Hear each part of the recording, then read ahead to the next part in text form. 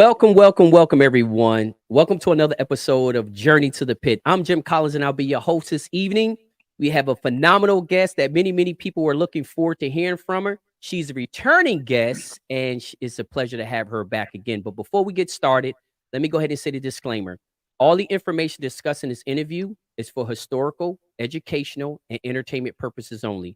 None of this information is intended for any legal purposes. All opinions are respected of the individual and all rights are reserved. So let's me introduce our special guest, which we call her the Queen, Oh, Jim. Miss Tammy Shive of Green River Gamefowl Farm out there in Columbia, Kentucky, correct? That's correct. That's correct. Jim still got his sense of humor, I see.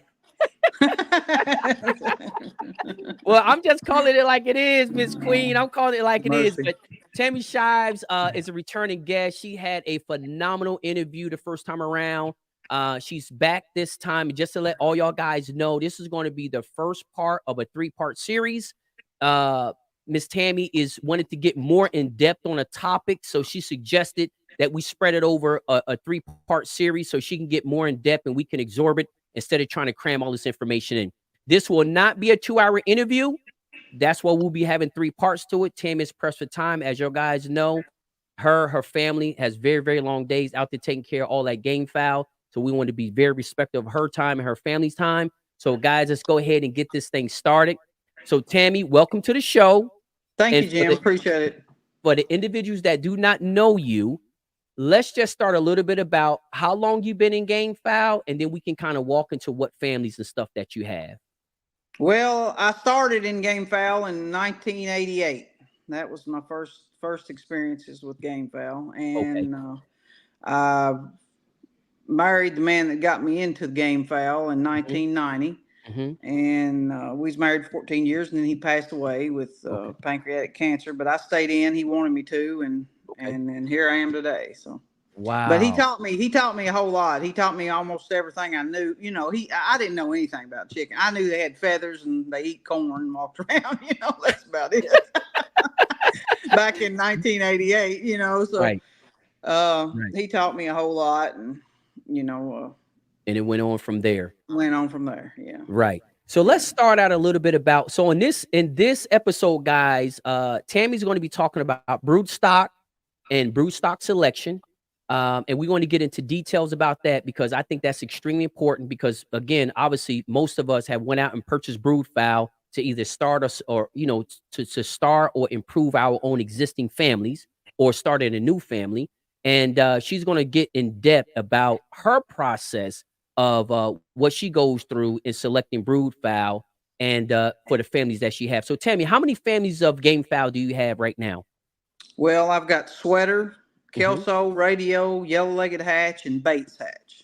Okay. Those are pretty much primarily my old base families. You know, the Kelso is the youngest of the families. And the Kelso is the youngest, huh? Yeah, they're the youngest. I've had them since 2006. Okay. And I've had the rest of them since 1995 and 6 in that area there. Wow. So yeah, they've been with me a while, and I've had some more families along, and but some don't stay. You know, I mean, I'm pretty picky. You know, I'm a pretty picky breeder. Okay. Far as families go, because you know, I feel like if there's really no need in adding a new family if you're not adding better than what you've got, as good as or better than what you've got. I mean, what's the really what's the point? Right. But there's only one way to figure it out. You've got to try, you know, you've got to have the families, you've got to get them, you've got to try them, you've got to see it, and then you can move on from there, you know. Right. See if they improve. If they don't improve, you'll just move on. But it's kind of like you always look. Yes, correct. Or you know, a lot of families won't hold up to intensive inbreeding, line breeding. They just won't hold up. You know? Wow. So we're going to definitely get into that because I think that's a huge part of the breeding method as well. So I would like to talk about, let's talk about your oldest family and your youngest family. You know, obviously you said Kelso's is your youngest family, but let's talk about your oldest family. What is the oldest family that you have? Well, I got the sweater, the radio, and the yellow-legged hatch all from Darrell Wilson, and I got all 3 of them in 95 and 96. Oh, So I got them at the same time. I had the Bates hatch, and okay. I had a family of Grays, Mansell, and they were a really reliable family also. And Daryl Mhm. asked me for the Bates and the Mansell. I met Okay. him through a mutual friend, Okay. and he wanted those two families. And I just, he asked me. He said I got him two trios together, and he asked me what I wanted for him, and I just give them to him. And he was shocked, pretty much. And I Right. told him, I said, take them, try them. You may not like them, But he called me up the next year and told me, he said, come get anything you want. Wow. And so The Manzels is the that Manzels. was We've been hearing about them. They've been some. yeah. I have always heard good things about them. They was an awesome family. I actually lost them a couple of years ago. I mean, they just kind of, I kept getting lower and lower on my brood stock. I really didn't find anything to put into them Hmm. to freshen them up when I needed to freshen them up. Hmm. And I had some of my old brood stock remaining, and the foxes. We had a family of fox move in and killed 3 or 4 of my old hens, and bam, just that quick, I was pretty much out. Wow. Couldn't recover from it, and lost them. And they was like I said, I had them from since 1988, so That is a killer there to yeah, lose something with that. What's that? Almost 30 years, right? 26 yeah, years. yeah, Yeah. yeah. But they'll, Wow. it's and that's something else I wanted. We can touch on too. That's it's hard to maintain 5 families, Hmm. over for that length of time. And I Right. mean, just like those, I had 6 until I lost them. Uh, Wow. it was a bit, and really, it's a huge loss. When you lose a family that's a good family.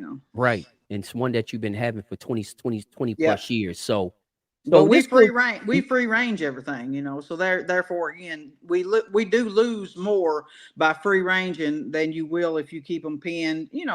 But Right. to me, the benefits outweighs the losses. Over The time. losses. Yeah. Right, right, right. You think the foul definitely is a huge benefit to the foul that have them run free range than to pin them, huh? In my opinion, yes.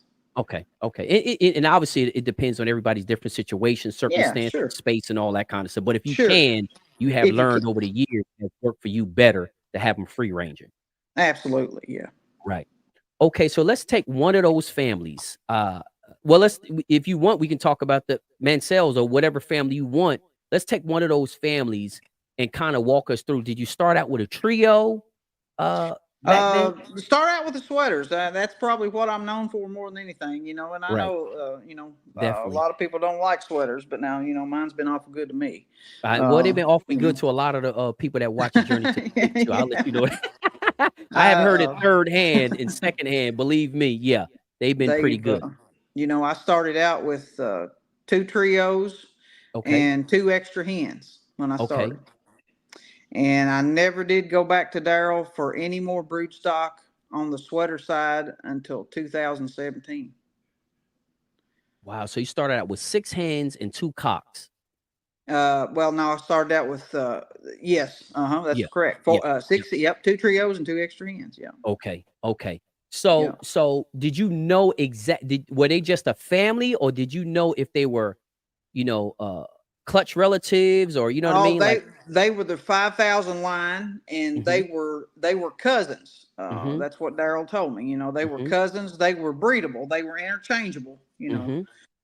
But they were cousins, and they were the 5,000 line. And Okay, that's what I started. But when I first got them, of course, I had the Bates here already.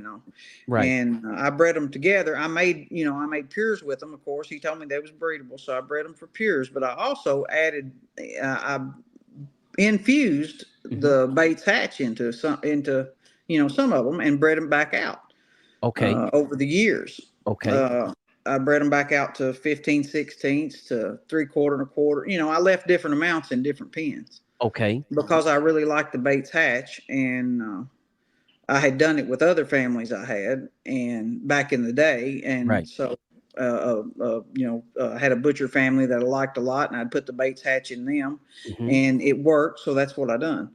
Uh, So the bait hatch, you actually infused that into a couple different families, and it always kind of worked out to the good. yeah, well, it did. It really helped me in the long run because I know people that got the same sweater blood that I got the same year, Mhm. and theirs played out in 15, 16, 17 years down the road, they didn't have no more. They couldn't go on with it. And mine didn't. So I figured the Bates Hatch Infusion had to help. It did help it definitely. Hey. So but like I said, I bred it down to 16th, 15, 16th. A lot of people won't tell you when they do that. But, Right. When I first got the sweater, I got probably 20% green-legged pullets. And Wow. I called Daryl up the first year and bred them, pure like he told me to. And I called him up. I said, Daryl, these things are coming green-legged. He said, well, Right. they always have for me. They've come, and then I got to looking back on YouTube and places and found the videos where Carol and them said, yeah, they come. Of course, his come from Carol Neesmith is where they come from, the 5,000 line. And Carol and them had said that, they were coming green-legged for them too. And, so it didn't bother me, but I just got so few of them that I bred more towards the yellow-legged side. And then as time went on, the green legs stopped showing up. I never did get a green-legged rooster. I just got green-legged pullets. And then 10 or 15 years into it, I got a patch leg here and there, with spots, Yeah, with spots on it. Yeah, they call it soda, the Filipinos do. But then in the last, 4, 5, 6, 8, 10 years, I hadn't got any green legs. But I'd also line bred and inbred so much the trios that I'd got from Daryl, I had kept on inbreeding and line breeding until they were starting to get, some of them were starting to get small. Oh, they were size wise, and that's typical. That's normal of inbreeding and line breeding. If you do it enough, they're going to come. You're going to lose something. You're going to lose health. You're going to lose size. You're going to lose, station. It's coming. So it's coming. Yeah, something is. So therefore, I went back to Daryl in 2017 and picked up a trio of the green-legged side that I had, because I always had liked them. I just didn't really get enough of them to maintain them, the green legs. So I went back to him and picked up a trio of the green-legged side and brought them back in and put them into some of my pens, and some I didn't, Right. So was it a different? So tell me this, Tammy. So you got the green-legged and yellow-legged side. And initially, like you said, you were surprised when you started getting green legs. You got to the bottom of that to figure out, that's kind of how it comes. So, did you see a difference in the characteristics between the green legs and the yellow legs as far as physical characteristics and say performance characteristics? Performance wise, well, see, I never did get a rooster. I only got pullets. But I bred a few of the pullets. Characteristic wise, man, they were beautiful. I mean, you look at them, you think they're, they was a hatch chicken, but they look just like a hatch, but they were elegant. You know what I'm saying? I mean, just they actually outclassed the yellow-legged ones, far as beauty, and look. Right. Ability wise, I didn't see a whole lot of a difference in ability. But I mean, man, they was just gorgeous. You look at them, you think, man, people come on the yard and they say, man, I want one of those hatch pullets. And I just kind of play them off, because I'm like, oh man, I don't know if I ought to say this is a sweater or not, because I didn't know nobody else at the time, that was having green legs. But then I talked to Daryl, and he said, no, don't worry about it. He said, they've come like that. So they come like that. So that is phenomenal. And then you said, like you said, you never got a rooster, but as far as productivity, you didn't really see a difference with the green-legged pullets and the yellow-legged pullets as far as their production capacity. No, I'd put the yellow. I tried. I'd breed some for a while. I'd breed the yellow legs. Yellow legs to yellow legs, and the green legs to green legs. But then I put them back into each other, also. But seemed like the green leg would keep. It wouldn't. I mean, it would breed out. It would. I don't know why, but it would breed out. Except it wasn't as dominant, huh? It wasn't as dominant. No, it wasn't. There wasn't much of it in there, whatever it was. But I heard people say it was Gilmore. You don't know. I mean, you don't know. I think all breeders do it. I've heard people say, you may hear people say, I've got families that I've had 40 years and never put nothing in them. Well, to me, if you've got them, that's a plus for anybody, but I think it's not doable. For my experience, you've got to put something in those families. Once that health starts breaking down, they start getting smaller, getting sick. Right. you've got to start adding something to them. Some new, Right. you've got to bring something in there from somewhere, Right. Right. another family, a sweater, Or something. Yeah, and that's Yeah, right. And I think, that's one of the things with people not understanding that, when you do the inbreeding, you're going to get the negatives and the positives as well. And like I say, with the inbreeding, you don't only get the desirable characteristics that you're looking for. You get the other stuff that comes along with it as that's well. right. Yeah. So as time go on, and we can kind of touch in a little bit about, with the inbreeding and the line breeding, so people can understand what the difference is in that. But that you practice both. You do inbreeding and line breeding. I do. I do more line breeding than anything else, but I have bred. I mean, I've bred brother and sister. I bred. I don't recommend it unless you have to, but I had to save a line. One side of my sweater was going.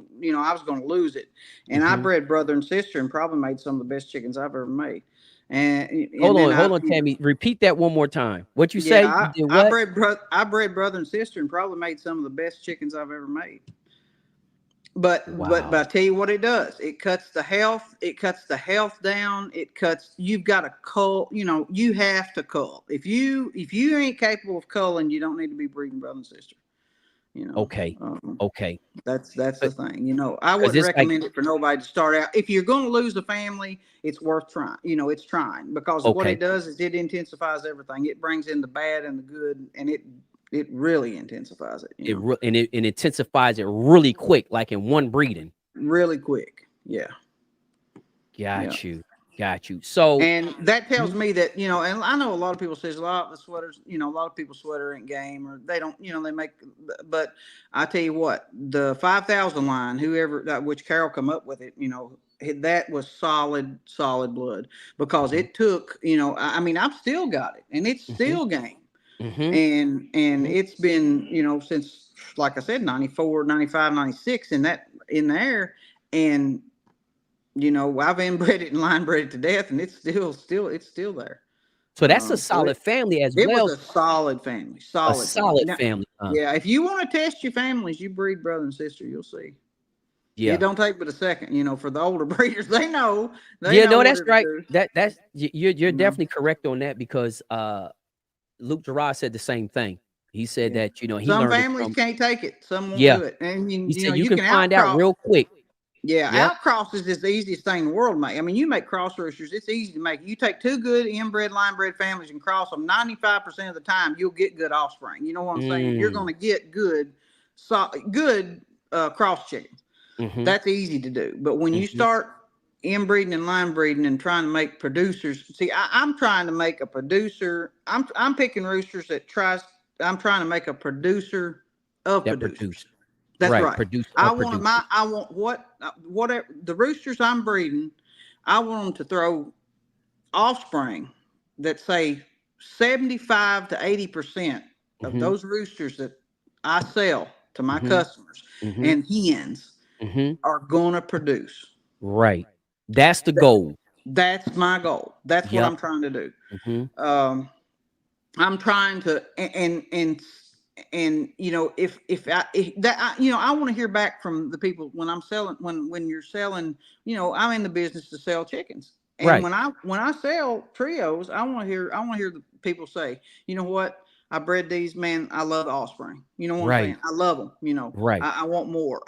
That's what my goal is for. And which I think all breeders strive for the same thing. But it's hard. It's hard to start out as a young person and know, what a lot of these older breeders know, because I made a lot of mistakes. Don't think I didn't. I mean, I made my share of them, plenty. But I can, I feel like by doing these videos, we can help some people to. No, we definitely can. And that's the purpose of it, because like you say, you're sharing stuff now, like that you said the older breeders know, but a lot of the younger breeders don't know. So we can share this information in depth.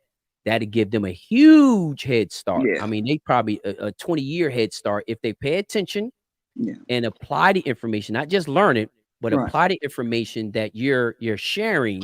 It will put them leaps and bounds ahead of a lot of other people who won't take the time to actually look, listen, and learn and apply. So tell me this, Tammy, with say 14-year-old guy wanting to get in Gamefowl, his parents or agree to it, and they say, okay, we'll go ahead and buy you a trio. What would you recommend? Saying that if he going out there to buy a trio, can we talk a little bit about what he should do to kind of start off on the right foot? Now he got his first trio. Should he start to breed them, in a direction of one hen to the other hen, or what kind of method would you suggest that new guy start with a trio? Well, depending on, you need to talk to the breeder, whoever you buy them from, and you need to figure out, first thing, are these trios breedable? A lot of people say, sell me a trio. They don't, a lot of people may not go into depth, but ask the people you buy from, is this a breedable trio? Do I need to inbreed and line breed, or do I just need to blend? What do you want to do with them? Where do you want to go? If they're wanting, to make cross fowl with, if they're wanting to get into raising pures, and there you go again. There's a whole, you got to know what you want to do with them. If they're wanting to go to shows and take them to shows and so on and so forth, then you need to probably breed cross fowl. If you're going to breed pure, if you're going to breed pure fowl, you're going to be selling, or not that you can't show, you can show fowl any of them, but you know what I'm talking about. Your cross fowls are going to they're going to perform better than your pures. They got two different purposes. That's really what it comes down to. They got two different purposes. Like you say. But the first thing I tell them, what, don't start too big. Just keep it simple. Keep it, get you a couple of pair or something and enjoy them, but take good care of them. Don't get more than you can handle, and find out what your I call it stress levels in fowls. That's what I call it. There's different families. Of course, there's all kinds of families out there. There's a stress level, and that's what I look for in my fowl when I'm breeding for brood stock, for raising brood fowl. I'm looking for stress levels, roosters that have high stress tolerances. That's how a lot of times I'll select. I want to go out there and I want to see roosters that feels good all the time. On a 70-degree day when the wind's blowing a little bit and everything's really nice and the grass is green, it ain't raining, everybody's roosters feel good. You know what I'm saying?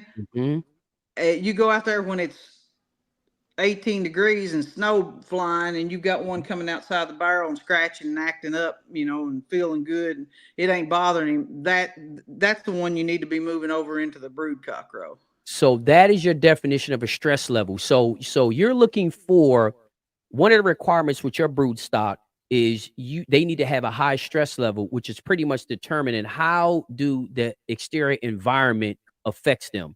That's right. Water, rain, freezing cold, all that kind of stuff. So that's one of the criterias. Yes, that's right. That's why. And I found out, and I do think it's genetic. I think a lot of it's genetic. Now, don't get me wrong. Stress factors can be applied. You go out there, and if you're on the lake, on vacation for 2 weeks, and your birds is in 100-degree heat, no water, you're messing them up. But I'm talking about under good care. You're looking for birds that has a high stress level, a high, he feels good all the time.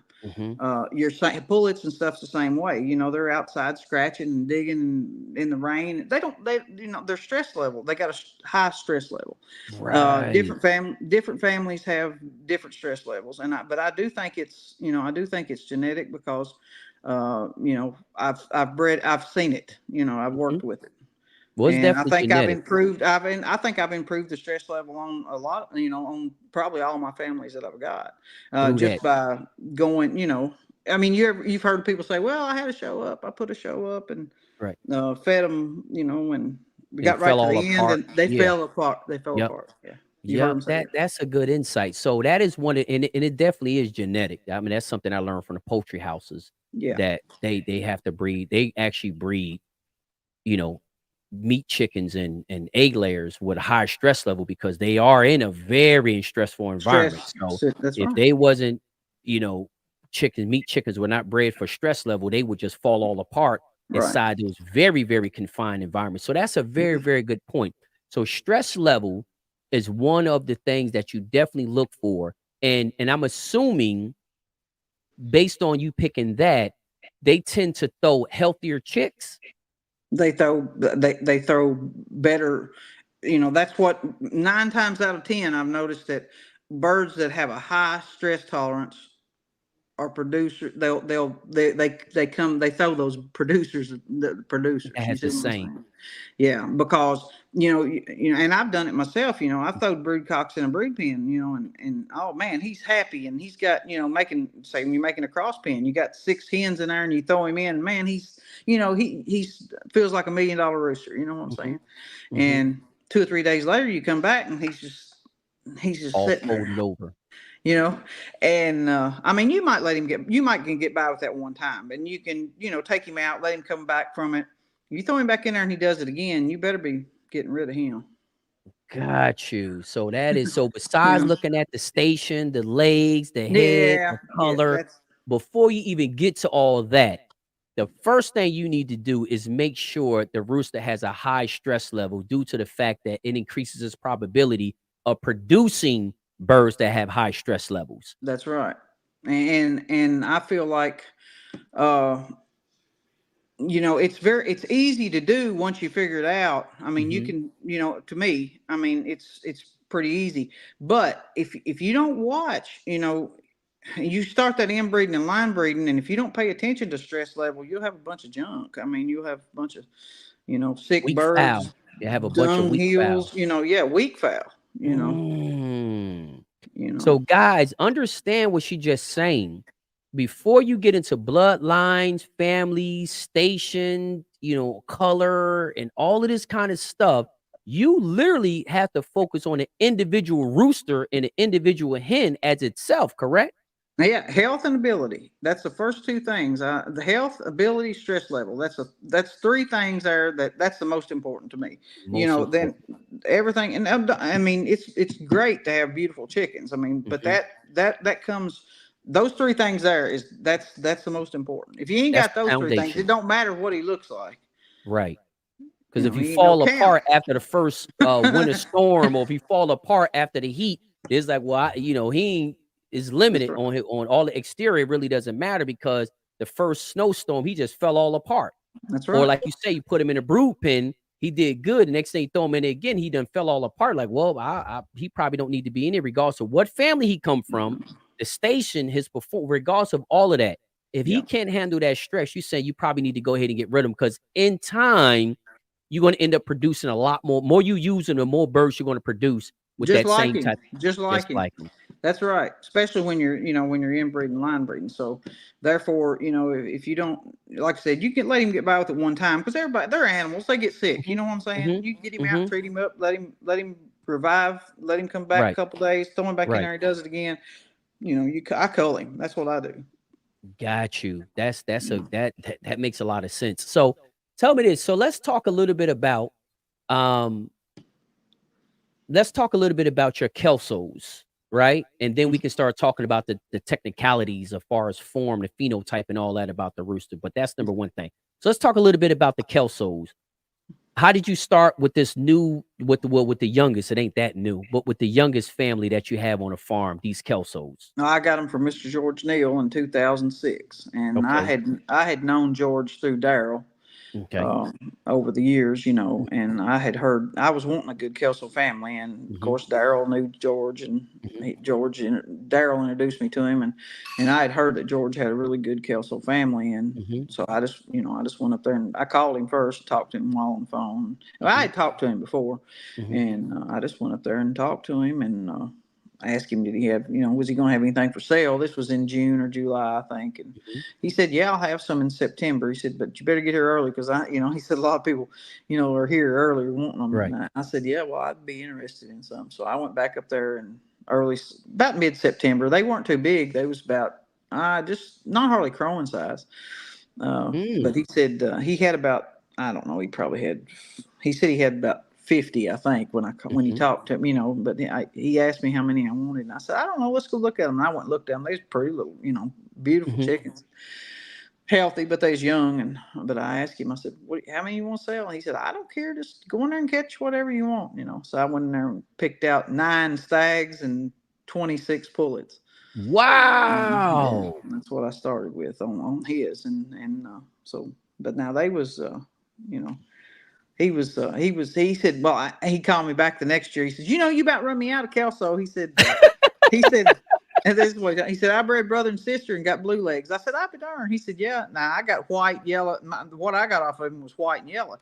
And he said, yeah. He said, I said, have they always come like that? He said, well, I always got a few, when I line bred and inbred, if I bred. But he said, I bred brother and sister. And he said, I got some of the prettiest blue legs you ever seen, Kelsos. He said, you want to come back up here and look at them and maybe get you a few of them? I said, well, yeah, I'll be up there tomorrow. And so I left out, went back up there and got me a trio of the blue legs side. So now you got all 3 of them. I do. Yeah. I tried to set the blue legs as a family, but now I couldn't get them to stay set. They still be a white-legged pop-up here and there, or yellow-legged pop-up. So I just quit, I quit trying to set them as a family, and just, I just breed them if I want to breed. That's how they come when they didn't actually come that way when I first got them, because I only bought yellow and white leg. But then the next year, George told me, he said, yeah, he said, I bred them like this before, and they come blue-legged. He said, I get more pullets than I do stags, but man, they was beautiful, So he knew it worked. He knew it worked already. He'd done tried it,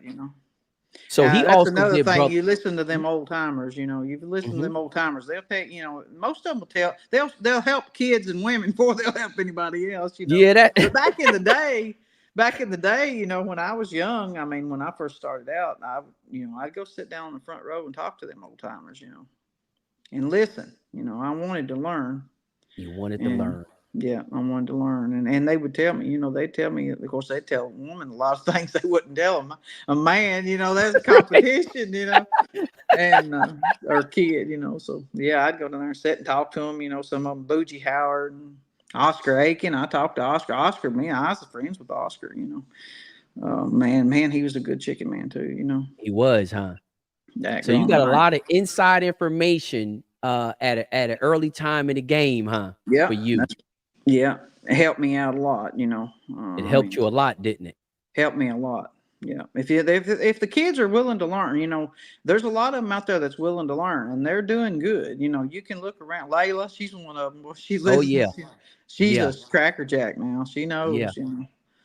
And that's the amazing part about it. And I think that's why these interviews are so powerful, because even though we don't get all the feedback of how many people that it helped, but it literally is helping thousands upon thousands of people, young, old, and all that. And and guys, next generation doesn't mean always kids. I didn't get into Gamefowl until I was in my 30s. Yeah. So it's the new generation is not always a child, or somebody in their 20s. You know what I mean? No, so it's somebody willing to learn and willing to listen. Right. And there's a lot of these youngsters, not youngsters, but there's a lot of these, kids out here that need, it gives them something to do. It's a good thing. I think it's get a family, get them 2 or 3 families to fowl and take care of them, a couple families to take care of them, get somebody to help them, set them in the right direction. Back when I started out, well, you didn't, I mean, like I said, there wasn't a whole lot of people to help you. It had to be, it was the old timers that you went and talked to at the shows. You know what I'm saying? Because you talked to the breeders back in them days. I mean, it was like being in the mafia. You didn't get, what? I mean, they didn't let nothing out. If they did, they got, I mean, you couldn't, they wouldn't hardly tell you nothing. Not only the information, they didn't let no fowl out either. They held them, both of them. Yeah, close. Right. If they sold anything, if they sold anything out, it wasn't working. But, a lot of them way back in the day, especially around locally, you know what I'm saying? They wouldn't let much out at all. It was to friends or family or something like that, Right. So Tammy, let's talk about, since we kind of went through all the families and stuff that you have, and you talk about, breeding pure, inbreeding and line breeding as well. Can you help us understand, or how do you set a family? Well, if you're going to set a family, you need to start out, really you need to start out with 2. I mean, you need 2 pair anyway. Okay. In order to set a family. To me, you know what I'm saying? That's how I started out. I started out with 2 trios and 2 extra hens. But make it simple for the kids. Say you're starting out with a 2 pair. Okay. From the same family, like 2 pair from the same families, or? Yes. Okay. Yeah, because I had 2. I started out with 2 5,000 lines. They was both 5,000 line sweater, but they were cousins. Got you. I bred the rooster, of course, say you're breeding up 2 pair, breed a rooster Okay. to a hen. Okay. All right. And then you take, I took those. What I done is I took those and I saved a daughter out of each, and you want to save the best. You at that point, you still need to cull. Right. You don't want to breed no crooked chest, no, everything needs to be good on 'em. Good Right. eyes, Right. good station, everything perfect, or Right. close to perfect as you can get. Mm-hmm. And save a daughter out of that. Now Mm-hmm. that's you starting your line breeding already. You Okay. see what I'm saying? You're going back to a daughter on each side. Okay. All right. And then once I done that, I went 3 times back to the cock. Okay. I bred Okay. 3 times. So 3 generations. Mm-hmm. I save a daughter back out of each generation. Now that right there in itself is pretty hard to do because a lot of people can't keep a rooster alive 3 generations. You know Right. what I'm saying? I mean, honestly, That's right. you've got to have some dedication to do it. But Mm-hmm. when I went back the 3rd time on my sweater sides, to me, that was a set family, the offsprings. Okay. And then both sides, I brought them back in and blended them. You see what I'm saying? I took roosters from one pair Right. and roosters and pullets, and blended them back together. Right. So we got pair A, pair B. Right. You breed those pair. You take a daughter out of that for 3 generations and breed it back to the original cock, right? Back to the originals. And after the 3 generations, then you took a hen out of pair A and a cock out of pair B, and you go ahead. So both of them is 3 times inbred. Yep.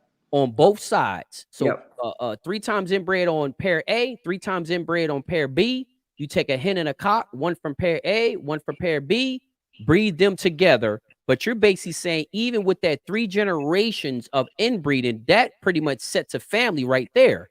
It does. I brought them back in together and then blended them. But you can go any direction once you go 3 times. If they hold up after that, you've got a set family.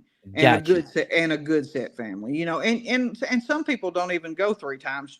I've talked to people that's went twice and had really good success with it. Like I said, some families won't take it at all. Some families won't take it once. I've had families that wouldn't take it 1 time. Before.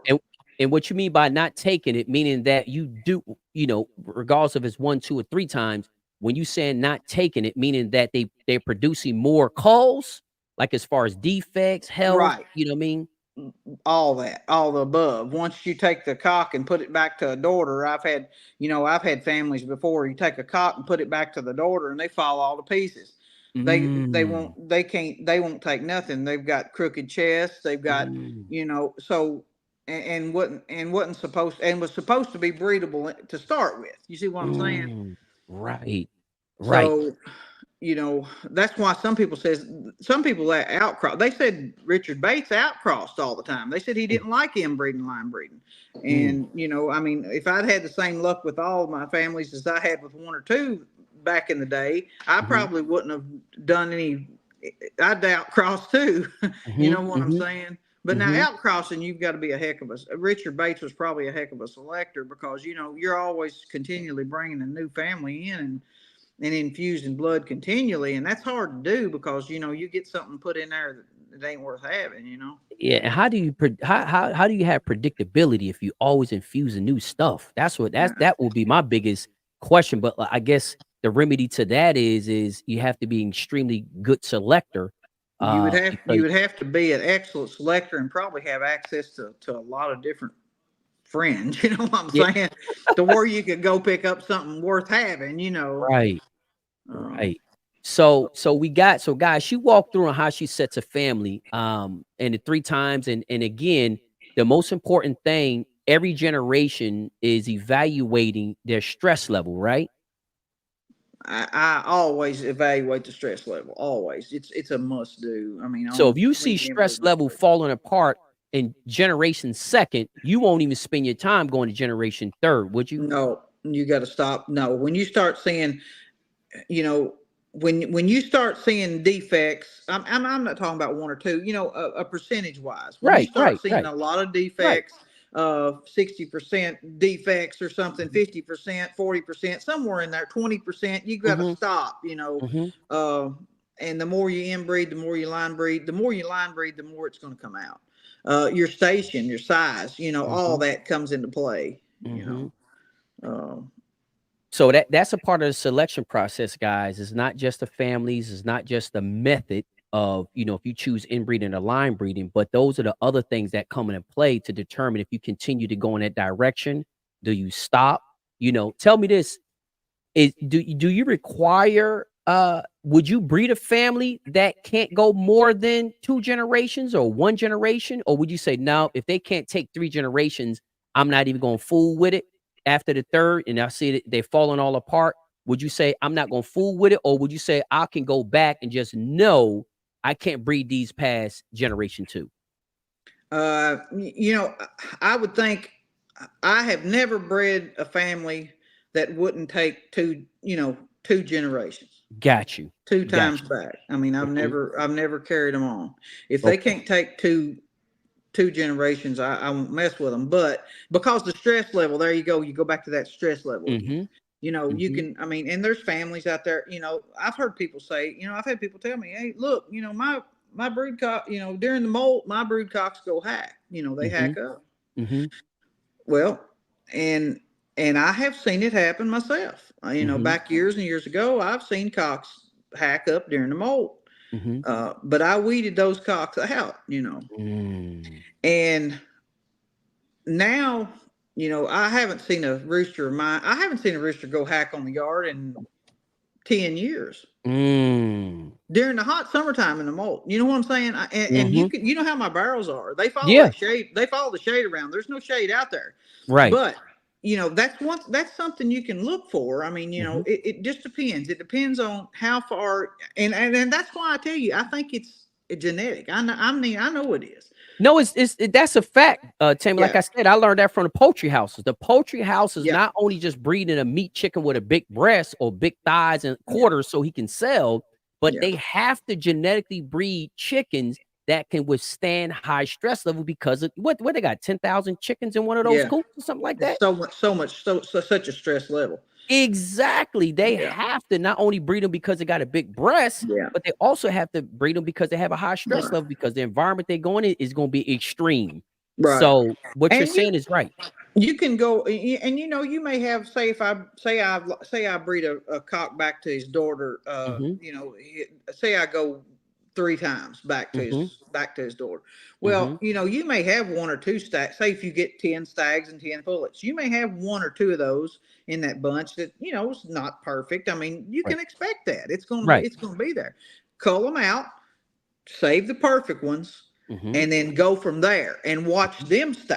That's what when you set a family, watch those and say if you've got 5 stags out there on tie cord, watch for the one that when it's pouring down rain and for 3 days in a row, watch for the ones that's inside that barrel sitting there staying out of the rain, and the one that's out there, he's digging and scratching in the mud. And you know what I'm saying? They're nest mates, right? They're nest mates. So watching, that's what I done. I just, over the years, I've just made it a habit of saying, look, what's the stress factors on these roosters? And I found that most of the time those high stress factor chickens will produce those producers. They produce those producers. That is phenomenal because, like I say, you're going to something a lot more in depth that has nothing to do with bloodlines, feathers, station, and all that other stuff. You're looking at, before we even get to any of that, what is the stress level on this rooster? Because if he can't pass the stress test, I don't care what family or what bloodline or what his color is or leg station or anything. So tell me this, Tammy, have you ever tried that with, and I know you said that you don't really recommend the brother and sister unless you kind of have to save it, but yet it did still produce some of the best chickens you had. Have you ever did that? Like brother, sister, then took 2 out of that and did brother, sister again? I never have. I haven't never haven't yet. I brother sistered the sweater, and they held up. You know, like I said, they produced probably some of the best chickens I've ever had out of them. And I went ahead and I brother and sistered. I've brothered and sistered all my families. But the sweater probably produced the best out, you know, overall that of anything I've had.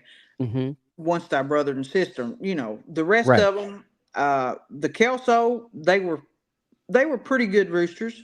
But I tell you what they done. The Kelso, to me, it shortened them. You know, it jerked the station off of them, and you Okay. can see it. I mean, once you brother and sister, it ain't no trouble to Right. tell. You know, Right. you're going to see what it messed up. You're going to say, "Whoa, wait a minute here! It Right. didn't do. It messed them up." You know. Right. Right. Right. So you want to back it up and reverse. You know, when you start Right. doing that. But now with line breeding, like father daughter, mother son, you know, it's more subtle. You won't see it as quick. You know what I'm saying? But when you brother and sister, you see it fast. You know, I Immediately. mean, you can look at them and say, "Dang, where'd the legs go?" Right. You Right. know, Right. or Right. on the radio, it affected the health. You know, on Oh, my it did, radio huh? days. Yeah, quick.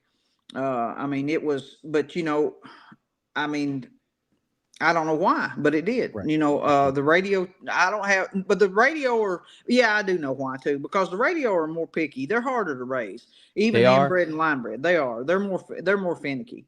Oh. They always have been. When I got them, you know, I had to work harder with them to raise them than any of my other lines. You know, Mm. so that told me that they're that's where it's at. You know what I'm saying? That's They where were it's at. more finicky. Right. Maybe they'd already been brother and sister. Who knows? You know, you don't Mm-hmm. never know. You know, you Mm-hmm. don't know what the breeder done before you. You Mm-hmm. know, all you can go from is where you got them and forward. You know, Where uh, you got him in forward. So yeah, basically, but still, even with the Kelso, you say, okay, cool, we ain't gonna do that brother sister thing no more because you're gonna snatch that station out. But I'll just go ahead and line breed them, brother. I line mean, breed. father to daughter, father to daughter. I can do it like that, but Right. I'm not gonna do Aunt, no. uncle, you can do any of that. You know, and that and like I said, the changes will be real subtle. Right. Uh, and all of them, and I do all of them, and the radio, I line breed them too, and it works out real well for me. But you know, just Mm. like I said, when you start brother and sister, and you know, there ain't a whole lot of families will take it That's right. So tell me, without some major malfunctions. You yeah, know. well, you know, it's gonna expose it real quick. It's gonna fast forward to 3 generations in one Oh yeah, breed, huh? yeah, that's Tell me right. this.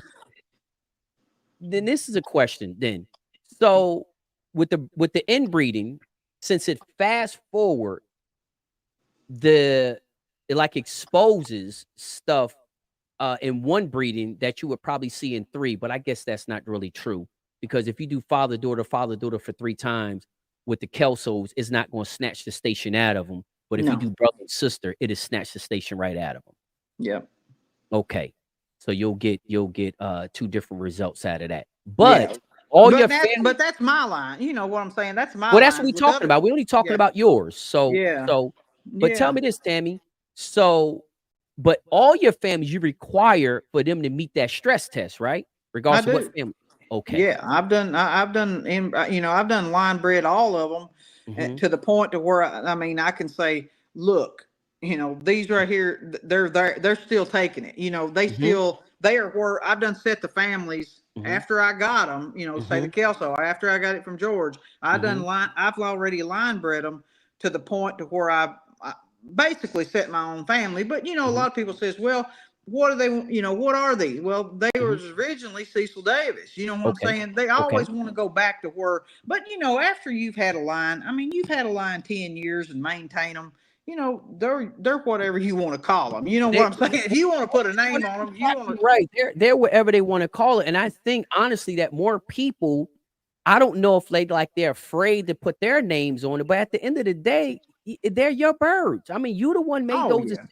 Kelso didn't make those. Cecil Davis didn't make those decisions. You know what I'm yeah. saying? And it's just like, no, you made that selection. You made that decision. They're your birds. Yeah, And I, but you know, they always want to know where the history, you know, where the history is, mhm, where the history. But you know, that pretty much the history of everybody else. I mean, don't get me wrong. I try to keep, you know, I do try. I've got a standard I look mhm, for. You know, mhm, I don't want to go back from where I started in mhm, 1995. You know what I'm mhm, saying? I mhm, want to move forward. I feel mhm, like today that my sweater, my radio, my yellow-legged hatch, which I all got in 95, 96 from Daryl, I feel like all three of those families are as good today as they were when I got them, or they're better. You see what I'm saying? They're as good as or better. So that's a standard you want to look for. You know what I'm saying? Once you set your own families, but you say you've had them 10 years, you know, if you're still happy with them, you know, they're yours, you know, they're yours, right? They're yours anyway. They're yours when you buy them. You know what I'm saying? But that's right. But you know, each person puts their own influences on them. You know, it's kind of like you said earlier about the sweaters. You know, people who went and got the 5,000s and in 10, 15 years, theirs fell apart. And here you are 27 years later, and you still have them. That's so right. that just gives you because I infused the hatch into them. You know, I made my decision to do it. Everybody says pure. Well, they're pure chicken. You know, they're a pure That's all chicken. They are. That's pure I mean, chicken, you know, 90% of the people, not 99. I'm telling you, not all of them. 100%. I'll say this: 100% of the breeders do it. You have to do it at some point. Right. You know, you cannot inbreed and line breed year after year after year after year and not add something. You have to either bring another family in, another sweater family, you have to put something, find something to put in there because or either you've got junk. Right. That's right. Or it ain't being tested or whatever the case is that you don't know what the results are. They just still look good, but they really not good. So that's right. Yeah, that's exactly right. So I just, and I wanted you to share that because that is, again, always the first question. And I understand, I'm thinking maybe they're asking for that history because those are the characteristics that they're looking for. And maybe they want to know if you're still breeding along those lines. That's the only. And I always try to tell people, you know, I tell them as close as I can to what they are and where, you know, where they come from and everything. Right. But you know, I think they're probably a little, you know, they just want to know there's so much, you know, those people were they were good breeders, you know what I'm saying? Mr. Jumper and all of them out there, Oscar Aiken and all those people were Kelso and you know, Doc Robinson and all them, they were such good breeders and they're so revered, you know, they do want to know the history and that's fine. You know, that's good. I try to keep, you know, I don't want my radio, you know, my radio's always been yellow-legged straight comb. Every now and then I get one that's a little bit pale yellow, almost they'll say, man, he's almost a white, you know, he's all and that's how they come when I got them. I don't want my radio coming pea comb, you know what I'm saying? Because my family was all straight comb, you know, when I got them. I want them coming straight comb and looking, you know, pretty much like they was when I got them, and they still are, you know. So I get it, you know. So tell me this, Tammy. So we know that you tried that brother and sister, and for certain families it was a no. Have you ever did say when you did the sweater brother and sister, and like you said, produce some of the best sweater chickens you had? What did you do with those? Like, did you run them back to the dad and mom, or did you do an uncle? Like, did you try to go dilute it a lot more? Like, what did you do after you did that brother and sister breeding? I went to once I brother and sister, you know, I got the roosters, you know. I tell you what I done. Some of them was, you know, it shortened them up just a little bit, but not so much that I still wasn't interested in them, you know. So I had five or six brothers, and I was going to watch them, you know, until they get 2-year-old, you know, and see what they become. But I had one. He was a little bit shorter than all of them. He wasn't short, but he was just barely medium station. The other 4 I banded, and I put them out here in my broodcock rows. You know, that's why I've got 80 or 90 broodcocks out here all the time. But I want to watch them, you know. I put them out there in my broodcock rows, and I watched them and sparred them some and bred one of them as a stag, and the other 3 I let stand out there. And the kind of medium station one, I put him over there in the selling row. Well, you know, I watched, there was people come in out here all year long, you know, and he was he'd run out through there every time somebody passed him, dropping his wing and cut, you know, just always happy, always in the best mood. And I thought, man, I ought to breed him. And I thought, no, them other ones look a lot better, you know, they got better station on them. People walk by him all year long, didn't sell him. Right. Made it till he was, he was a bull stag. That's when Right. I put him on one of his own stags. And he's a bull stag. Didn't sell him. Mm-hmm. Same thing. Went through the molt. Man, his brothers, they act pretty good, but he was just one of them, just always acting good. Mm-hmm. And so I picked him up late that fall after he molted in and put him in my broodcock row.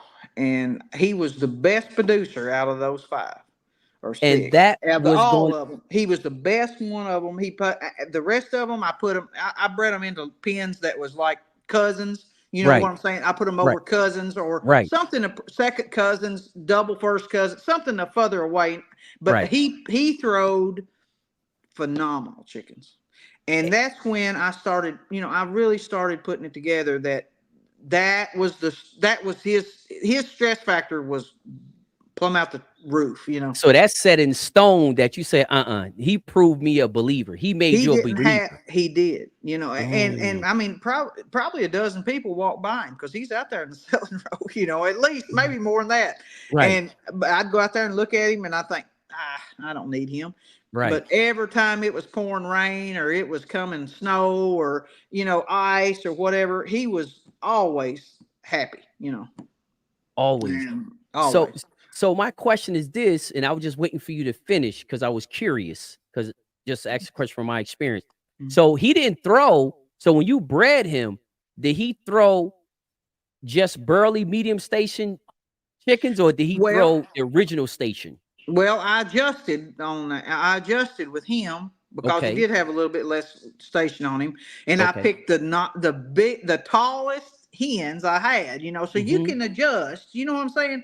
That's Mm-hmm. why a lot of people, I mean, all brood cocks are not, big, tall, tail feathers dragging the ground, Right. roosters. I mean, yeah, I've probably got brood cocks out here in my yard right now that nobody wouldn't breed. You probably wouldn't breed them yourself if you didn't know they come from me. You know what I'm saying? Wow. Because it, it's not always, it's like you said, it's not always about that beautiful rooster that's got his Mm-hmm. tail dragging the ground. It's not always about that. Yep. It's about it's about this. Mm-hmm. And then you can adjust the rest of it. You can take Mm-hmm. a hen and put her into him that's got a big long leg on her and a big long fan tail.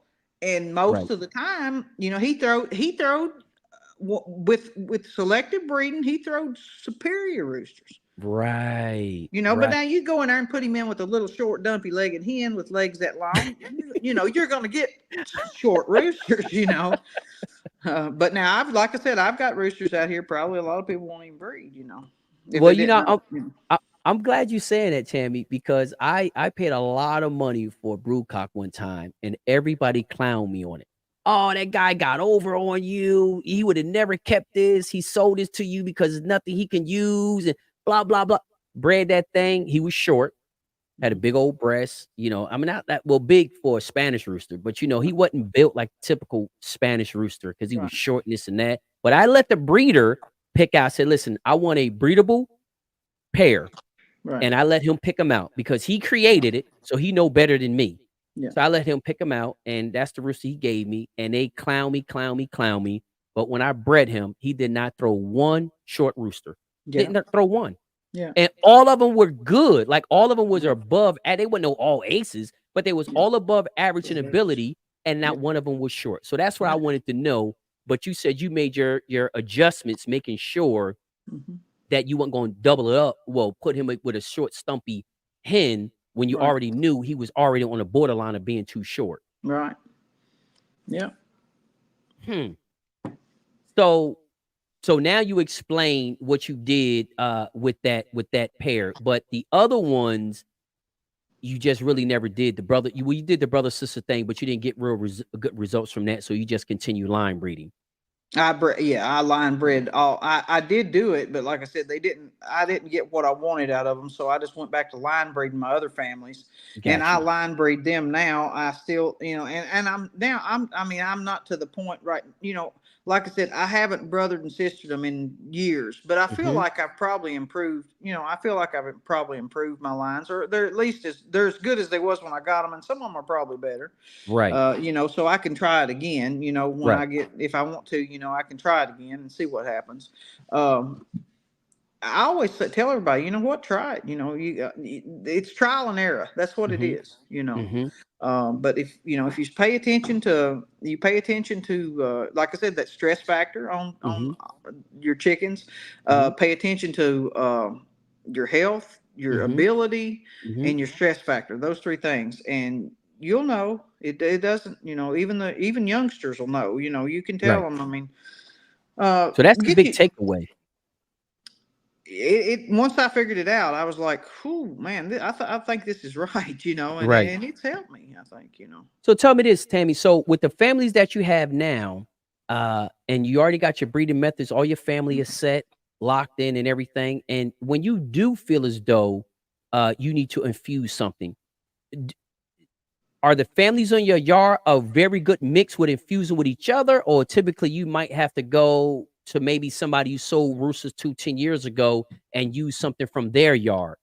Well, I mean, some of my families blend. Like if I'm going to infuse something now, I've still got my baits hatch, and Okay. all of my lines, everything I've got, if I keep it, it's going to have the baits hatch in it. Okay. Everything's got it in there. Every one Okay. of mine.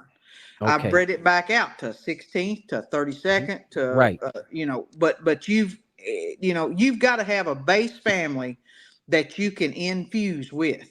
Hmm. Eventually, if you're going to inbreed and line breed, to Right. me, and Right. like I said, there you go. It tells me the kelso coming blue Right. legged. What do you think? Right. They had to Yep. put they put something in there. Yep. The sweater coming green Mhm. legged. Somebody Mhm. back yonder put something in it. Mhm. My radio, they come every now and then. I get one that's just almost. They're not white legged, like a like a round head say or Right. something like that. But you look at them, you think, man, that's yellow, but it's pale yellow. So Right. there's something in there. There's something in there. And And you every now said and then I get a clayback. You know what I say? And I've heard people say, "Hey, look, Mr. Jumper used to get claybacks." They call them. You see them? They're all, they're real botched up looking. The feathers are. They get, a mm, clayback. They call them. They look almost like a henny pattern on a rooster. You know what I'm what? saying? Yeah, they're real odd looking. I don't know if I've ever sent you any pictures of them or not, but there was something in there somewhere that that clayback. I don't get very many. I get one about every one or two every maybe 6 or 7 years, Mm. but it's there. But it's there, and you basically saying that with that and to breed highly competitive, solid, healthy, happy fowl, you can only line bred and inbreed them so much before you do have to add something in. And what you're saying Absolutely. is basically you probably should have your eyes open or have your eyes on a family that you feel as though will be able to infuse and not wait to the last minute when you realize, oh, I need to infuse something. Now you out there on a treasure hunt. Yep. And that's why is that one of the reasons that you keep your baits around, because they always can add that Oh yeah. durability and versatility in any Yep. family? Yep, and I told and that's what I tell people. I don't raise a whole lot of them because I do. That's mainly what I do with them is I Mhm. infuse and blend. But when I bred them, I got them the first year when I got the radio off of Daryl and the sweater and the yellow Mhm. catch. Of course, I was making crosses too. I was making Mhm. a lot of crosses at the time, or not a lot, Mhm. but for a lot for that time. Right. And I bred my baits into them, and man, when I bred them, of course, the radio was kind of, it was kind of had a big head, and Mhm. it was not what you look at and say, man, they're beautiful roosters, but they Mhm. was good. You know what I'm saying? They were Right. good. Right. But I bred the Bates hatch into them, and it just bloomed. You know what I'm saying? The crosses were just beautiful. And then that's Mm. when I picked one from each cross, from the Mhm. sweater Mhm. bred into the baits, the Mhm. the yellow-legged hatch bred into the baits, and then I picked a pullet and went back to each one of those cocks because I thought, man, I'm gonna make 3/4 and see what they do, and they was Right. beautiful. So then after I picked another one, then I went back again, and Mhm. then that's when I started setting my families, and I'd talked to old timers and stuff, told me how to do it. I'd Mhm. talked to some people. Daryl told me how he done his. That was Mhm. Daryl's methods, Mhm. and he shared that with me, Mhm. and so I just listened, and that's what I done, and I was lucky, and the families that, of course, I got you was able to do it with. Right. Right. Now, like I said, there's some families that won't take it, and some will. Right. Uh, So Tammy, let's go ahead now and just shift and start to talk about we know stress levels is the foundation of your consideration for anything to be a brood cock or brood hen. So Yeah. let's talk about the requirements, like the phenotype, the confirmation. Like, what do you look for when outside of the stress test? What are you looking for, say, in your sweater cock, his phenotype? What are you looking for? Like wing size, legs, wide back, narrow back, you know what I mean? Head, eyes, colors. What type of stuff are you looking for in your selection process in that? Well, I want a rooster to be proportionate. Okay. I want him to be proportionate. You don't want a little old short dumpy body, you Mm-hmm. want, and big long legs, Mm-hmm. you want him to be proportionate. Okay. I don't like the wings to be set too far back. I don't like a real wide chested rooster. I don't like something real wide. Okay. I like him to have a good little round, say a football. You know how football Okay. feels. Mm-hmm. That's what I want. That's what I want a sweater rooster to feel like. Um, I want him to have, all American fowls supposed to have good deep orange to red eyes. Okay. If they've got Asian fowl in, if they got ASIL or something Yeah. like that, of course those are different. But Right. all my bloodlines here I've got at the house are supposed to have good orange to red eyes. Mm-hmm. Um, a sweater's got a little head. That's the first thing I remember Daryl telling me. He said he had the 10 brothers up there to pick from, and or Mm-hmm. not brothers, but 10 roosters to pick from. And he said, all these are the 5,000 line. He had this possum blood too, what they call a possum, but I didn't get the possum blood at the time. I just got the 5,000. Right. But he said, you can look at them sweaters. He said, you can tell they ain't got a whole lot of sense, because he said their head ain't big as an acorn. They have little bitty old head, just, about, I don't know, that just tiny. Right. So, you don't want to, that's one of the characteristics. And there you go back to, what the 5,000 line looked like when Daryl got them, or Right. what he said. He said they had a little small head on. And I had one of the roosters was, black-tailed and one was white streamered. So I do get a lot of black-tails. Mm-hmm. I kept sparring them together, and the black-tail always whooped the white streamered rooster. So I bred heavier toward the, Mm. he'd outperform him. Every time I'd spar them together, for some reason the black-tail would whip him. And both of them was good roosters, but Right.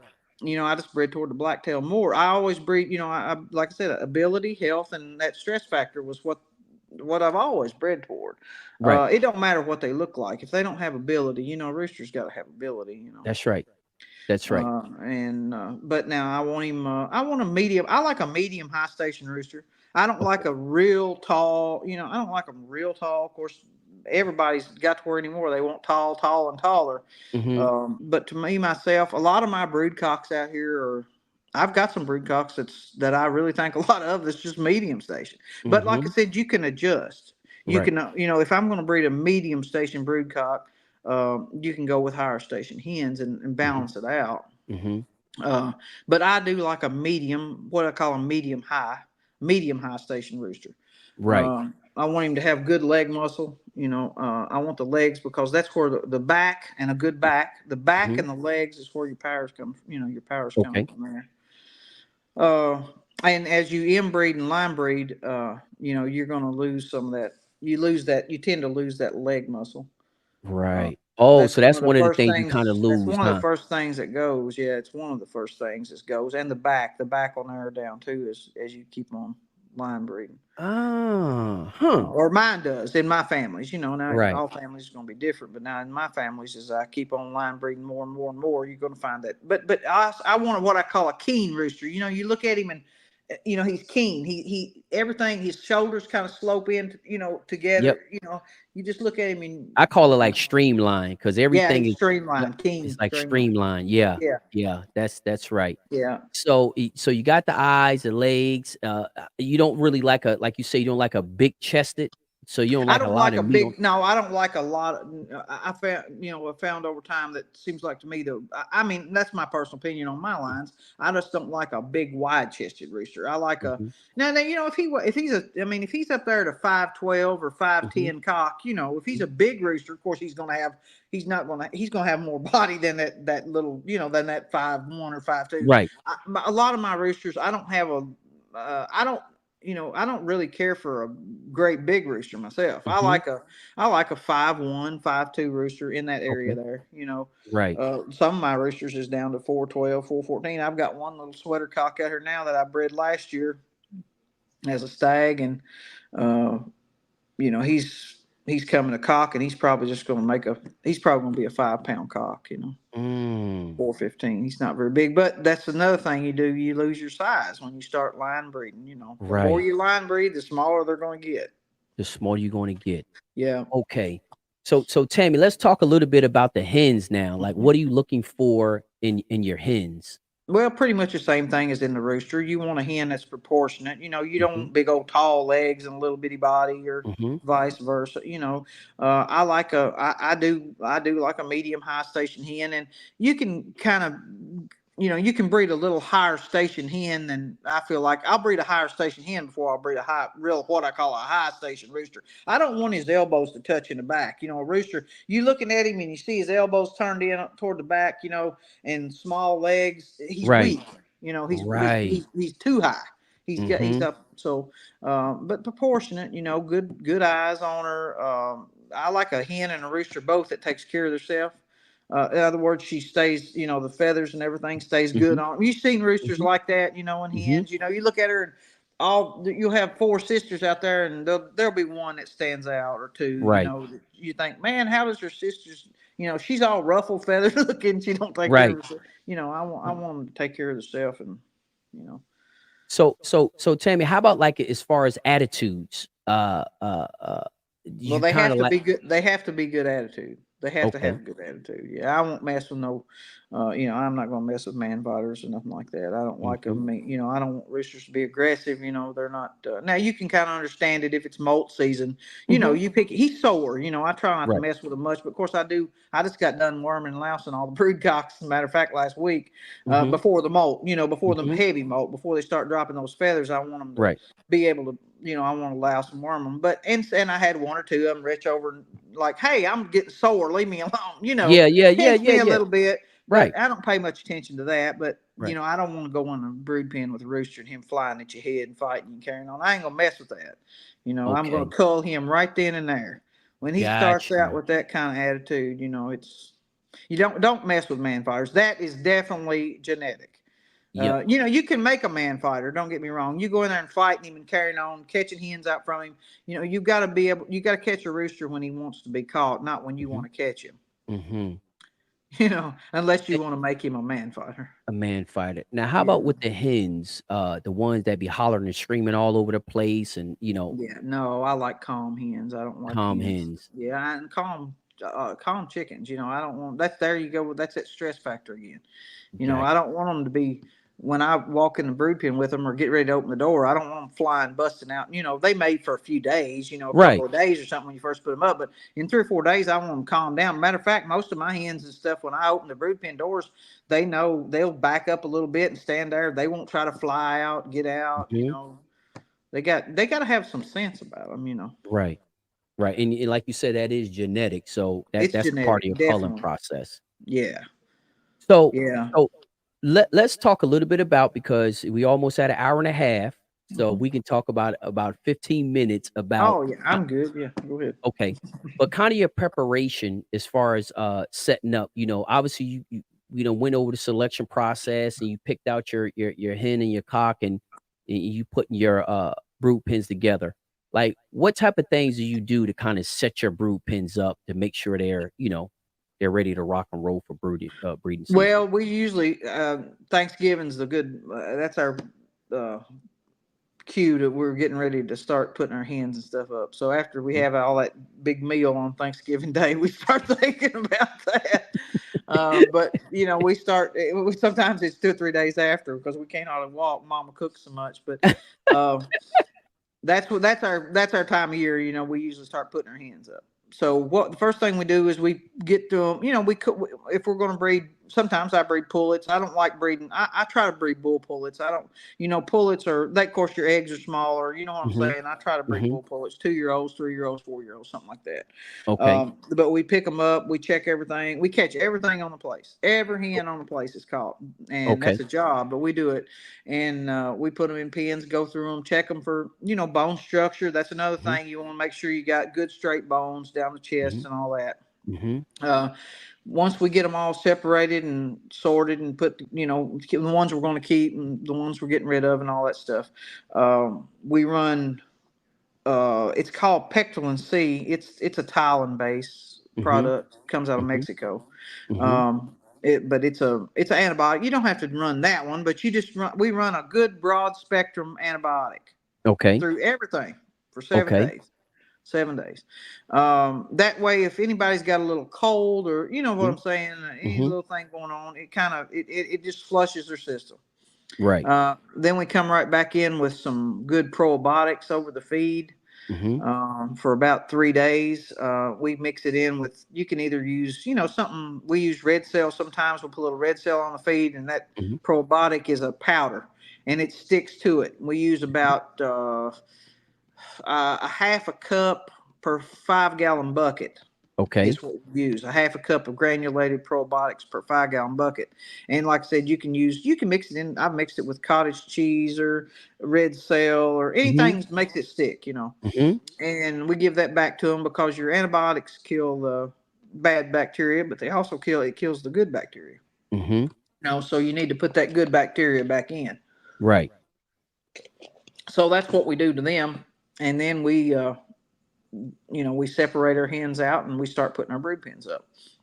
I run we usually run vitamins, some kind of it's electro. We use the electro. What is it? Electro Plus or something? Electro fowl or electro Yeah, plus. there you go. Electro Yeah. Fowl. Yeah, Mm-hmm. we run that last year, and it worked well. I like it. It's a good product. Okay. We try to run that at least 3 or 4 days a week. We try to change water every other day on our brood hens, and we check Mm-hmm. them every day, but we try to change them, every other day, and we try to Right. run 3 or 4 days a week of that Electrofowl Plus, and I've used other stuff too, but some kind of good poultry based vitamin. Right. Especially during the breeding season, it's stressful on the hens. So, Mm-hmm. and then we pick our brood roosters, and get ready to fire up.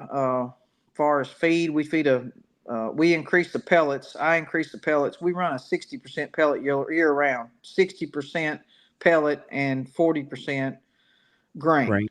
And Okay. yeah, and the pellets are 20%. So we up that pellet. We're probably feeding close to 80% pellet during laying season. And Mm. we feed free choice, and we put to every 5-gallon bucket of feed, we put a cup of oyster shell in. Mm.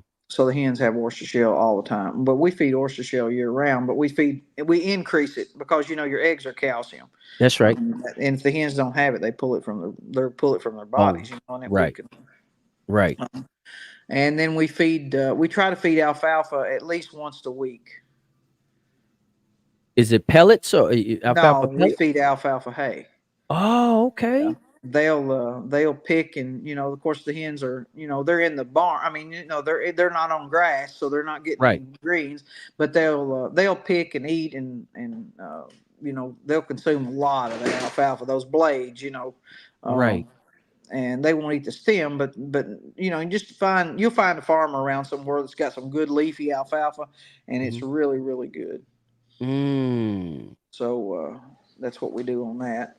So that's And kind of how you set it up. So like as far as the nesting and everything set up inside your brood pens, how's your yeah. nesting set up? We've got we built nest boxes. Of course, we build them. Something happens to them, seems like they get crushed, run over, or Mm-hmm. something, Right. But we breed it. It depends on what I'm breeding. But usually, I like 4 hens and a rooster. If I'm Okay. going to breed, now a lot of times I'll breed 4 hens and a rooster, especially if I'm breeding cross pens. Mm-hmm. If I'm breeding straight pens, we'll breed 2 hens and a rooster Mm-hmm. trios, or 3 full sisters. So I will either run 2 or 3 whole nest boxes, and they're made together. And we try to keep them toward the front of the pens, so we can just open the door and reach in and get them, and you don't have to, you don't Go have to all in there. in there every time. Yeah, because I wind up every year I say I'm going to do 20 brood pens and that's it. We're going to stop. And I think last year we had 41. So, it's like, it's crazy. I'm like, really? 41 brood pens? 41. So we do some single mate. We single mate some, but not a whole lot, Not a whole lot. But do you single mate to maintain a particular, like, what's the reason that you would even single mate at all? Is it any particular? Yeah, a lot of times if I'm say I've got sometimes I'll have, maybe I've started out breeding say 4 full sisters, and I've bred them. Say I've bred them to different, if I've bred say 2 to one rooster and 2 to another, I like to breed 2 full brother roosters and then 2 full sister hens and 2 full sister hens. You see what I'm saying? Yep. And then if I do that and say I've lost them down, maybe I've lost those hens, or they've got something, maybe something to eat them or something. Sometimes we have foxes catch them. Then if I'm about to lose all that whole line of sisters there, I'll single mate. I'll single mate one and keep her up. But other than that, we free range everything. Gotcha.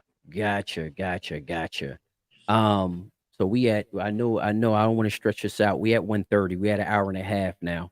So but guys, listen, I think the information here, remember guys, this is the first of a 3-part series. I think Tammy really went in depth on every aspect. I think, again, if you just chimed in at a later time, I know there's a lot of questions in the comment section, but a lot of those questions she already answered. That's the reason why I didn't bring them back up.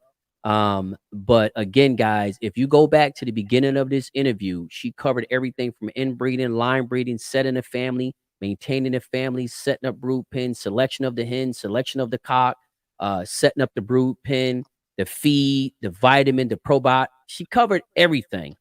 I don't really know, I can't think of anything else, Tammy, when it comes to just this aspect of the brood stock or breeding aspect of it. I don't really know if there's any unanswered questions. I mean, can you think of something? Well, if there is, they can always ask me. They text me. Sometimes I don't answer my messages right away. I'm busy. I'm feeding. We're watering. Something's going on. But I always try to get back with everybody, within a day or so. So if they have other questions, I'm sure there's a lot of questions, that people still got. And there's probably some stuff I didn't mention, that I didn't cover, because I'll sit here and think of something after a while that I should have said. But, that's how it is when you get as old as I am now. You think of something, but you don't think of it right at the time. Yep. But they're welcome to message me. Most people, I'm under Tammy and Marco on Facebook, and I'm sure they'll, if they don't, if they, you can even message somebody and don't have to have them as a friend. I get a lot of friend requests, but you can follow me, or, you can follow me on Facebook, and like I said, shoot me a message on Messenger, and I always try to answer everybody's questions. I try to help everybody, that I can. I mean, if they're willing to listen, I'll take the time out to answer the questions, Right. But and guys also understand too, the reason why these interviews are so useful, because again, it's a lot easier for her to share this information, and there's going to be thousands of people that watch this interview. It's only so many messages she can respond to. You know what I'm saying? And a lot of times, a lot of those messages and questions are redundant of stuff that we already went over in the interview. It's kind of like it's something I told John Marks. He was getting bombarded with a whole bunch. I said, listen, when somebody shoots you a message, just shoot them a link to the interview, because it's impossible. I mean, you still got chickens, you got a family, you got stuff that you need to do. I just think it's unfair. You know what I'm saying? I just think it's unfair. If you went over it in the interview, just shoot him the link to the interview and say, hey, this is the interview. The same thing Sindel down there at Boneyard Farm. She called me. She couldn't find the interview. It's like, Jim, can you send me the interview? Because I'm getting the same questions that I already went over that interview, and I would like to just send them the interview instead of answering all these messages. So there's Tammy, and also as well that you can probably do. I'll shoot you the link as well. So when somebody messages you with a question, I really don't think it's one other thing. I'm gonna ask you this. Somebody asks about spurred hens. Would you use a spur hen? Most of my hens are spurred. Okay. Okay. Most So of them are spurred. most of them I've are. got, about all the Kelso hens are spurred, and a lot of my sweater hens are spurred. Yeah, and the radio, I get radio hens spurred too. So yeah, I don't pay no attention to that. I put Got you. them right in the brood pen. Are your hens Don't pay attention. aggressive? Like, would you catch a lot of hens Oh always yeah, fighting? I've got my hens are aggressive. A lot of hens are aggressive, but now usually they'll quit. They'll quit fighting within a few minutes or something once you put them in the hens.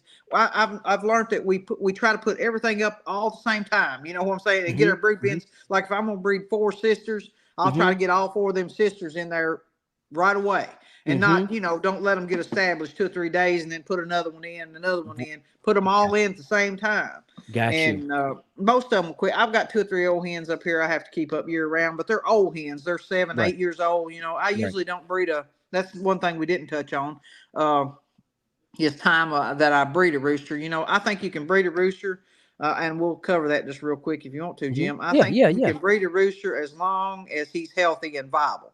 Okay. I don't think you have to quit at no certain time, but I Mhm, notice once you inbreed and line breed, a lot of times at 5 or 6 years old, you'll start seeing those eyes lighten up. mhm, He'll go from red to light yellow mhm, or mhm, pale. Once those mhm. eyes go white or pale, you want to quit. You want to stop breeding there because your chicks are going to be unhealthy. And same thing with the hen. As long as she's laying good, got good eggs, I don't care. I have had hens I bred that's 7, 8, 10 years old. They Mhm, didn't lay as many eggs, but they laid mhm, a good egg. But now, if you're mhm, starting to get misshaped eggs, mhm, thin hulls, mhm. any of that, then it's time to cull. You know, Got you. so that's Got you. something we didn't touch base on. But Well, you five, just I've did. got, most of my brood cocks are 2, 3, 4, and 5 year old. But I Okay. do have some brood cocks out there that's 6 and 7 years old, and they're still viable and healthy. So as Mm. long as his eyes are red, he's happy, got a good body, good Mhm, everything. He's covering the hens good and getting good fertility. Say, mhm. you want your fertility rate up there should be, in the high 80 percentile, Right. 80 or 90%. As long as he's doing that, I don't care. It doesn't matter.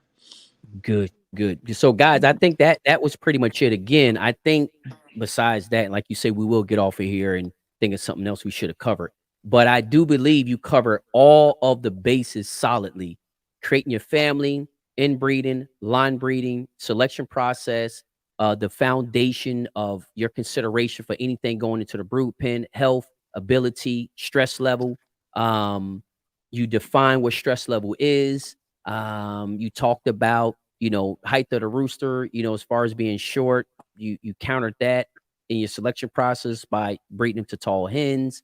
So guys, Not I short think, now, not short, Jim. Medium. oh, Yeah, medium, okay, yeah, okay. medium. Yeah, He you me don't want you want to stay away from short nowadays. There, people.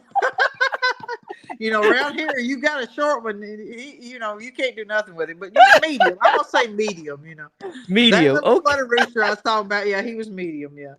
It was video. So, guys, she covered Yeah. all of her lines. And Tammy, obviously, I'm gonna go back and watch the interview again, and I'm gonna be sharing it. And guys, if y'all guys can do us a favor, please. If you don't want to share it, that's fine. If you can tag somebody in the comment section, a friend, that'd be great. If you can do that. If you don't want to share the interview, but she covered pretty much all you need to know. Now you can go on, like Tammy said earlier, you can talk for hours about Oh a yeah. topic. You know what I mean? But at the end of the Yeah. day, I think she covered enough where you can start a family, establish a family, maintain a family, and adjust it through selection process. My opinion, Tim, you shared all that detailed information and you shared the information that's needed to for your selection process. Stress level was a really good one. Stress level was a really good one because you always hear guys talking about health, health, health, health, health. You just don't want to breed nothing that's not healthy. Yeah, he can be healthy, but like you Mhm. say, is he healthy only on a 70 degrees day with low wind? Is he Yeah. healthy when it's 18 degrees? You know what I'm saying? Is he healthy when it's raining outside? So I Yeah. think you define that a little bit more than it ain't just health, but it's also health and an ability to deal with stress. That right there is a new one as well. And again, maybe a lot of individuals out there already know that, but that 14, 15-year-old that's just starting out, now he knows when he go out there Yeah. to pay attention when the weather is harsh, either it's cold, wet, or super Right. hot. Pay attention because that will really tell you a lot about the fowl that you have on the yard. And a lot of them knows it. I think still some of them won't share it. I mean, Yeah, exactly. Well, that's there's a right. lot of people won't share the information. But if it helps the young people and helps, and even the middle, anybody getting into the business new, because if we don't share it, we're not gonna. It's gonna cease to be shared. I mean, you've got to share information. That's right. I have learned a lot from what I'm one of the only individuals that can guarantee say I watched every single one of these interviews because I did all of them. So I have learned 1,000 years information from we got over 1,000 years of experience in these interviews. I know. 1,000 years. That is a lot. If we'd had these back when I was young and getting started, well, ain't no telling where I'd be right now. Exactly. I'd probably not been retired. Yeah. I'm thinking about it here for too long, but not retired. I'll never be out of Gamefowl, but retired to the point to where I don't have to work 7 days a week. That's right. That's right. But we'll do another one of these, Jim, and if you want to do one in sometime in late, say after Thanksgiving or something, we'll do one on chicks, and then we'll do it whatever they want to find. You find out what they want to find out about. Okay, so guys, post in the comments what you would like the next interview to be about. Obviously, it's going to be a few months from now, but she's already locked in. She said, and obviously, we'll probably do something relative to the topic of what we're about to go into. I guess that'll probably be the most effective way to do it. But if there's any comments, questions, or things like that, tag it in the comment section. Also, do us a favor and just tag one of your friends. The last thing I would say is if your guys are not following our YouTube channel, if you're not subscribed to our YouTube channel, guys, please subscribe, like the interview, but definitely subscribe to the YouTube channel. So this way you can get notifications and stuff like that. And it's very easy to find these interviews. This interview you probably won't be able to find 7 days from now. You probably won't even be able to find this interview on the other platforms, Facebook, for sure. It gets buried under a whole bunch of stuff. You'll probably never find it. YouTube, you go to the channel, the interview is going to be right there in your face, along with all the rest of them. So that's pretty much it, Tammy. Any things that you want to close out with? I think you covered everything, though. Yeah. Well, if I didn't, like I said, just they can shoot me a message or go back and watch a video and shoot me a message. I'll answer it. I may not, like I said, I may not get right to it. It may take me a day or something, but I try to get back to them. Okay. Yeah. Well, Tammy, thank you very much for coming on again. You're welcome, Jim. Thank you. Appreciate it. It's always been a pleasure. I will be getting back out there. I really enjoyed out there at that farm where there's only 2-3 people out there working. My mom does the mowing, and Marco and me and Javier, that's my son, and my husband, we do all the work. And like I said, we've got a few people. One family comes and helps us sometimes on Sundays water, but that's it. Other than that, is y'all running that all on y'all, all between the three of y'all? Yeah. We've got about I think we hatched right at 4,000 this year. So, but we've got we got a lot of them on the ground between the 5 families, and we'll probably wind up pinning 1,500-1,600 stags, and keep that many pullets too. So. Yep. So guys, just listen up now. They don't have a full-time staff out there on that farm. No. And you heard the numbers that they putting out, and y'all guys seen a video of the condition of that farm. And it's a husband and wife and a son. And mama's cutting the grass. You know what I mean? She's 77.